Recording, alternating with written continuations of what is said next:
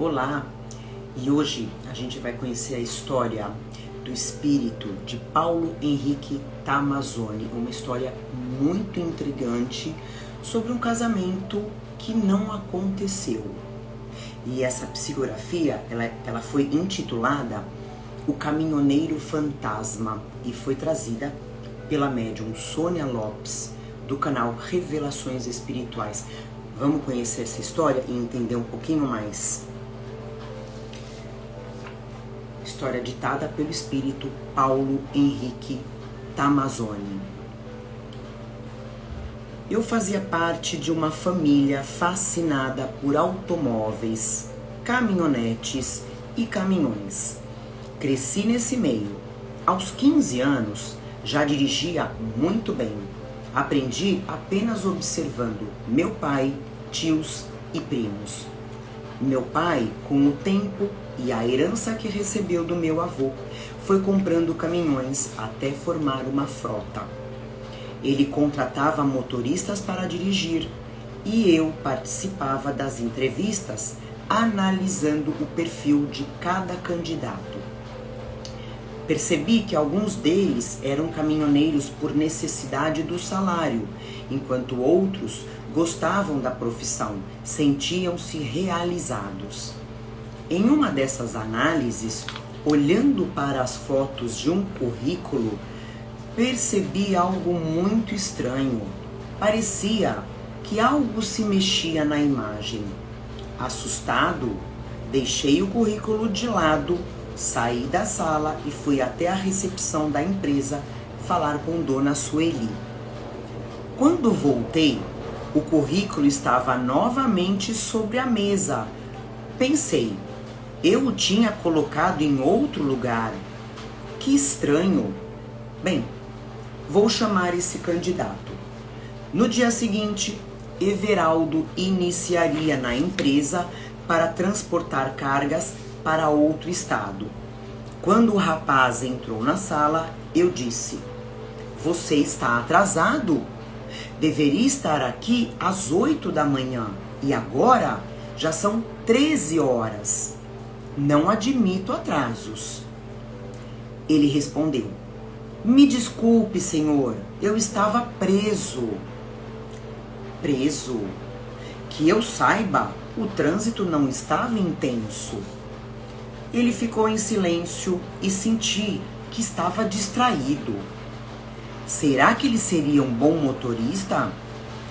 Como se respondesse ao meu pensamento, disse: "Sim, serei um bom motorista."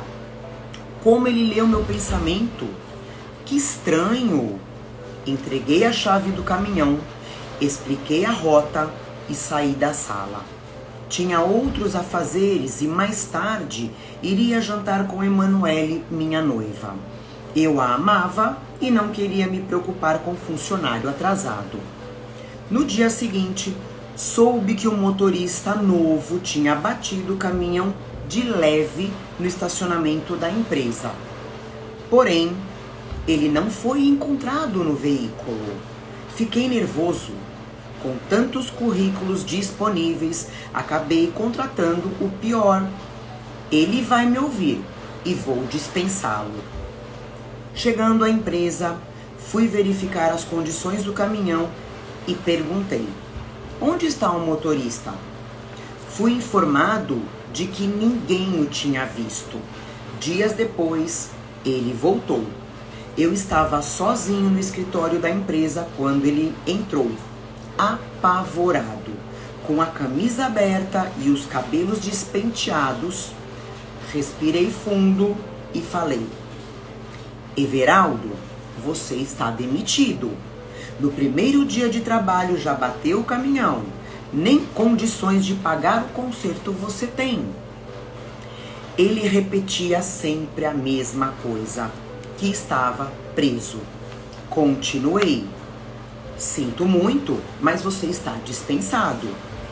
"Não pode me dispensar." "Não posso? Por quê?" "Porque eu também sou dono disso tudo." "Você é louco? Eu sou o único filho do meu pai. Vai embora." Você está confuso. Qual é o seu problema? Everaldo respondeu: Não encontro mais a minha casa. Preciso falar com a minha noiva.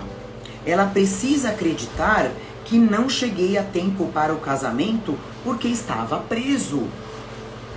Aquela conversa maluca me cansou e eu disse: Vá para sua casa. Estou fechando a empresa e indo embora. Na verdade, eu estava com medo dele. Comentei o ocorrido com o meu pai e minha mãe se interessou pela conversa. Ela perguntou: Como é esse rapaz? Um maluco. Fica dizendo que estava preso e que não chegou ao casamento. Parece desorientado, perdido. Nem sei como o currículo dele chegou até a empresa. Percebi a minha mãe pensativa. Ela quase não ia na empresa, pois no dia seguinte ela foi me visitar e perguntou novamente sobre ele. Respondi: Não sei, já o demiti. Ele estava muito perdido no primeiro dia de trabalho e causou prejuízo. Por quê, mãe? Então, minha mãe disse: Há 30 anos, este local era uma chácara onde cultivavam flores e as vendiam para outras regiões. O motorista de entregas era Josias, muito trabalhador. Eu estava noiva dele e íamos nos casar, mas ele não apareceu no casamento. Respondi: É só coincidência, mãe. Imagina! E o que aconteceu com ele?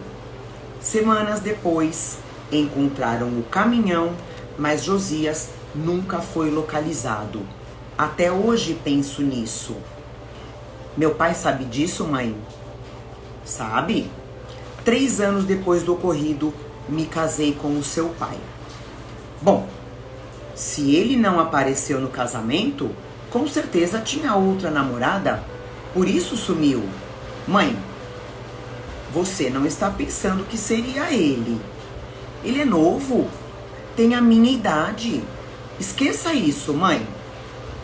Aquela conversa me preocupou. Mamãe foi embora e eu fui até a copa tomar um café. Olhei pela janela e vi Everaldo dirigindo o caminhão no pátio da empresa. Fiquei furioso e fui conversar com ele. Que sujeito abusado! Eu já tinha demitido. Abri a porta do caminhão e gritei: Saia já desse caminhão, agora! Os outros motoristas se aproximaram para ver o que estava acontecendo.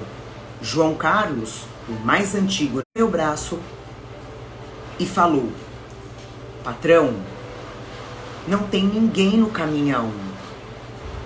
Eu vi o caminhão se movimentando. Tenho certeza. Não estou louco.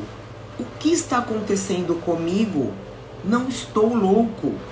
Fui mais cedo para casa e conversei com a minha mãe. Mãe, quando uma pessoa vê coisas, o que está acontecendo com ela? Vendo o que, meu filho? Aquele motorista maluco que apareceu na empresa. Pelo jeito, só eu vejo. Mãe, será que tem a ver com a história que a senhora me contou? A senhora tem foto desse noivo do passado? Eu não tenho, porque seu pai me fez rasgar. Eu sofria muito sem ter notícias dele. Mãe, tudo isso está perturbando a minha mente. Ela respondeu: Mesmo que eu tivesse foto, no que isso iria ajudar? Acho que ele realmente foi embora com outra mulher. Era um belo rapaz, mas me deixou no altar. Eu queria morrer de raiva dele. Só o tempo aliviou a minha dor. Era de madrugada quando me avisaram que o caminhão estava andando no pátio da empresa, mas ninguém estava dirigindo. Pedi para minha mãe ir comigo. Chegando lá, eu vi o fantasma. Ele olhou para minha mãe e chorou. Ela não conseguia vê-lo. O fantasma olhou para ela e falou: perdoe-me, querida. Naquele dia seria o nosso casamento. Parei na estrada porque estava com sede e me distanciei do caminhão até o meio do mato, onde havia uma cachoeira. Me refresquei, peguei água e, ao sair do local, escorreguei em uma pedra. Depois disso, não consegui mais encontrar a minha casa. Não sei o que aconteceu. Só agora consegui chegar. Tudo está tão diferente. Você está mais velha. Eu transmitia para minha mãe o que ele estava falando. Ela chorou muito. Percebi que ele havia morrido há 30 anos e não sabia. O que fazer com um fantasma agora? No dia seguinte, minha mãe pediu ao padre uma missa e contou a ele o ocorrido. O padre falou: eu acredito no que você me diz. Também já vi muitos espíritos perdidos. Por que algumas pessoas veem espíritos e outras não? Isso eu não sei responder. Devemos orar para que Jesus envie socorro. Esse rapaz não sabe que morreu. Mas, padre, como isso é possível? A igreja não nos ensina sobre a vida após a morte. A igreja tem algumas regras a seguir, mas eu acredito. Afinal, Jesus é um espírito de luz pela sua evolução. Creio no poder da oração.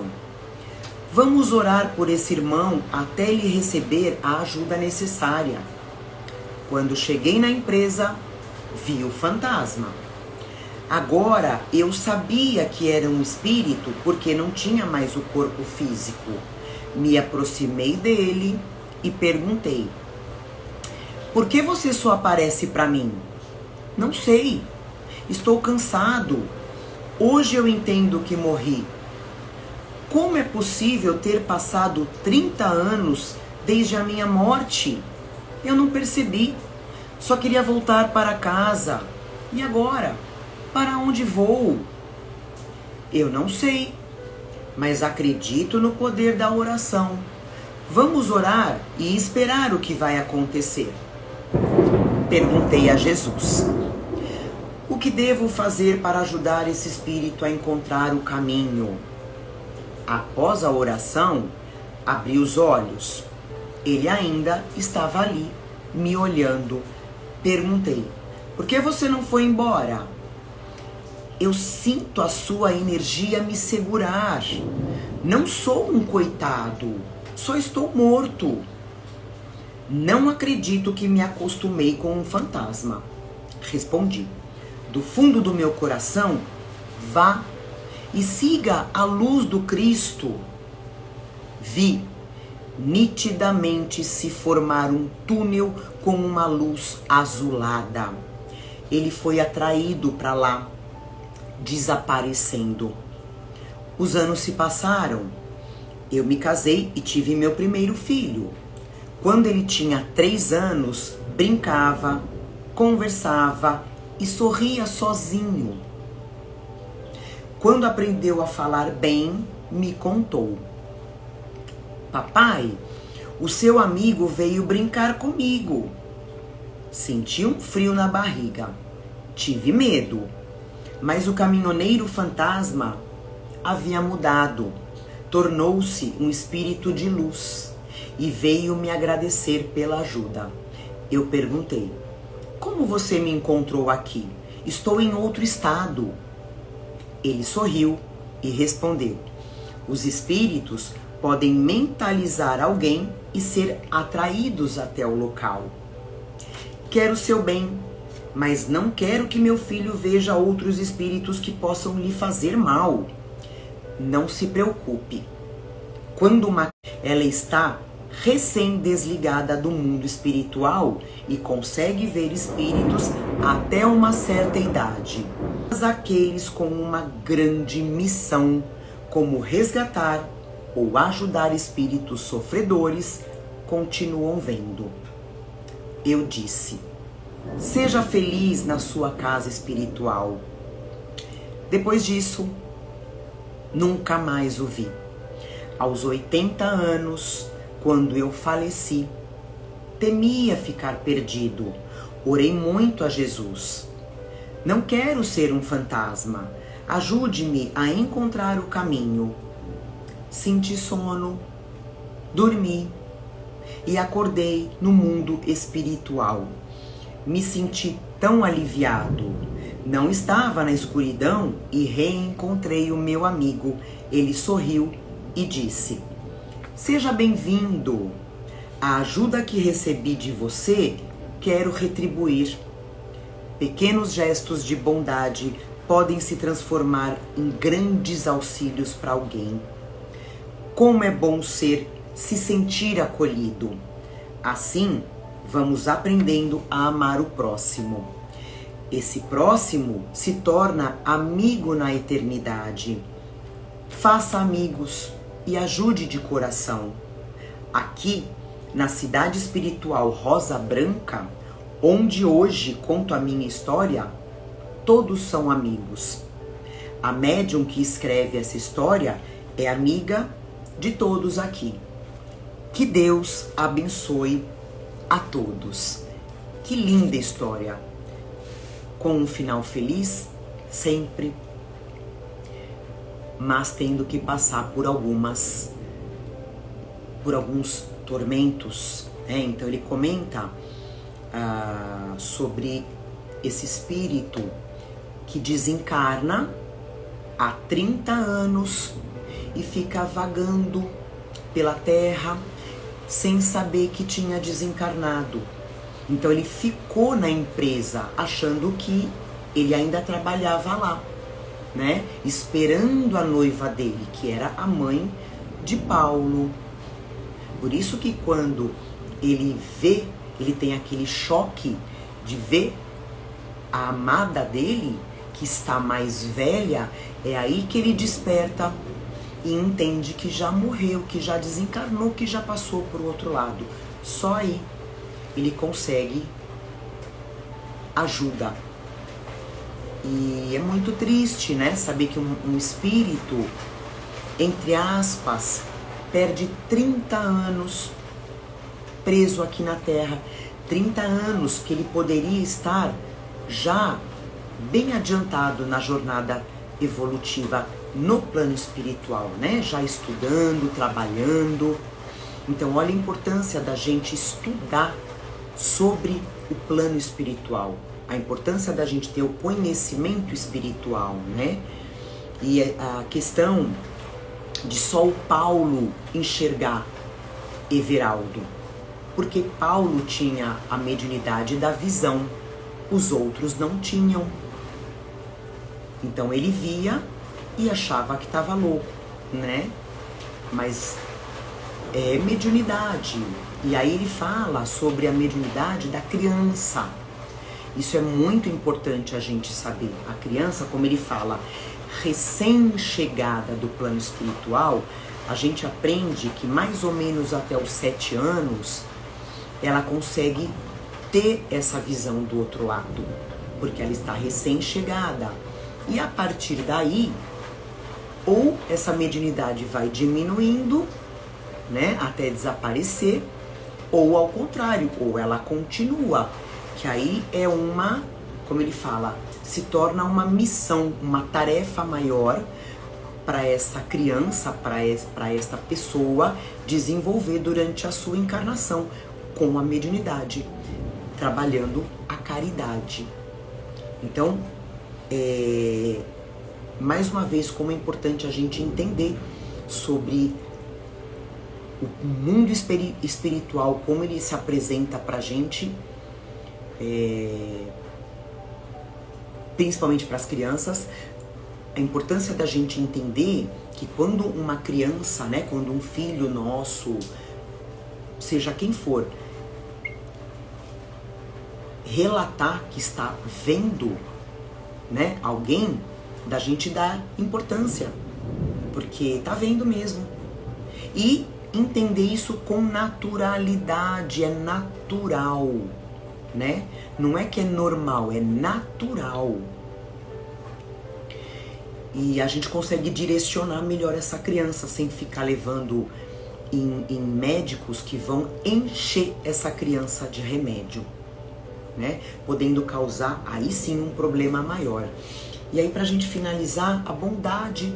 Olha como vale a pena a gente praticar a bondade aqui na Terra para encarnados e através de oração para quem já partiu, né? O espírito de Everaldo ficou esperando o Paulo desencarnar para receber ele no plano espiritual. Então, todo bem que a gente pratica, a gente vai colher aqui ou do outro lado.